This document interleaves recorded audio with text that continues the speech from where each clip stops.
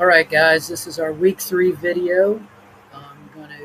It is 2021 this time, so I'm going to try to get these videos up this year's so you don't have to watch last year's class, even though the lessons haven't changed all that much.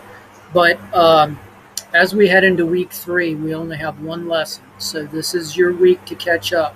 If you came in right at ad drop, or if you had some book issues, or you just sort of spinning your wheels getting going with the discussion questions, I really want you to get DQ5 done Monday or Tuesday, then come back and catch up with whatever is lingering out there. I will reply to discussion question 3 on Monday, 4 on Wednesday, and in between I'll be checking to see if there are any new ones from 1 and 2 that I need to catch up on. However, if you are missing any, this is very important. The first 5 DQs disappear on June 20th. That's when I post the dates. They disappear at 6 a.m. because I get up early and post dates for the first batch of discussion questions. So make sure that you have those discussion questions up there. Don't wait till June 20th. I want them up there by next weekend so we can have a little bit of a breather. As we get toward the end of week 3, we'll be opening exam 1. However, I don't want you taking exam 1 until we get to around the 18th or the 19th. It's open till June 22nd. It's open for 10 days. It opens the 12th, I believe, or the 11th. So it's actually open for 12 days. So, but I do want you to start thinking about studying.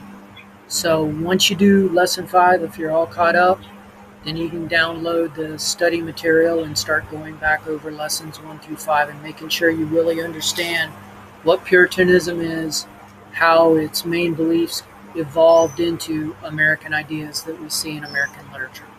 So real quick, on lesson 5, there's a main contradiction that I really want you to understand. In the Revolutionary period in which America became a country, became independent from England, there was a contradiction in our definition of literature that made it very difficult for people to think America would have its own literature. And this is the contradiction. It's a contradiction between content and style. Content-wise, all of these authors are talking about America. They are celebrating the country, celebrating the landscape, celebrating the size, celebrating the people, celebrating democracy. However, in terms of style, they are still drawing from old world European definitions of what literature is. And so that's why in both Phyllis Wheatley and Philip Freneau, you see things like very set meters, very set rhyme schemes, very inflated language, lots of Latinate syntax.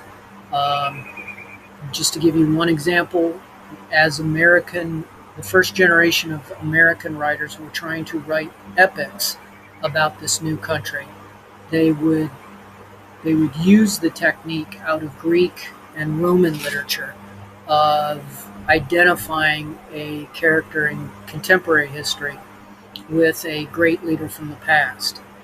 Or a great country from the past. So you'll often see George Washington described as the new Columbus because he is recreating the country. You'll often see America described as the new Columbiad, or of Columbus in Latin. And for most people, that sort of highfalutin type of literature just wasn't going to create a sense of literary culture. So it's really not until the end of this class with Walt Whitman and Emily Dickinson that we really discover poets, writers creating or using what we would call colloquial language, frontier language, American speech, and making a literary voice out of it. And it's not until then and that's why you often see Walt Whitman described as the first democratic poet. So we'll see this sort of anxiety a lot in writers to come, like Washington Irving, who borrows the story you've probably heard of as Rip Van Winkle from a German folk tale. A lot of those stories are other countries' folk stories that he rewrites into the American landscape. So for the first half of this class, we are going to struggle with the idea, does a truly American literature exist, in the sense that is it American in terms of the way that it sounds? Content, it's about America. It's about its great leaders. It's about the land. It's about creating the country. It's about democracy. But in terms of style, we're still stuck with the old ways of storytelling. And that's a huge issue for writers all the way up until the 1850s.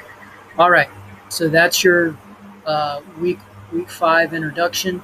Again, just think, we've started with Puritanism. Think of those 5 basic beliefs.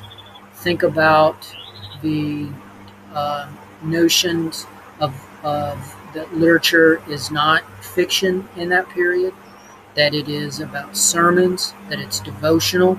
There is poetry, but the poetry tends to be a private expression, and it's an expression of faith. We do see people rebelling against it, but by and large, those are private expressions. Again, think Bradstreet, never pursued publication herself. You want to be able to tell me how the Bible functions in Puritan literature, and we did that with Samuel Sewall and Cotton Mather. And finally, you want to be able to tell me how Jonathan Edwards transformed Puritan culture by incorporating feeling, the expression of feelings or emotions into it. And then you want to be able to tell me how Benjamin Franklin secularized a lot of Puritan beliefs by creating the idea of the self-made man and turning that Puritan idea of being very scrupulous and studious in your beliefs into hard work, but hard work aimed at civic life, professional life. All right? So get those discussion questions up. Again, I'll be back Monday and Wednesday. If you need to catch up, this is your week to catch up. Okay?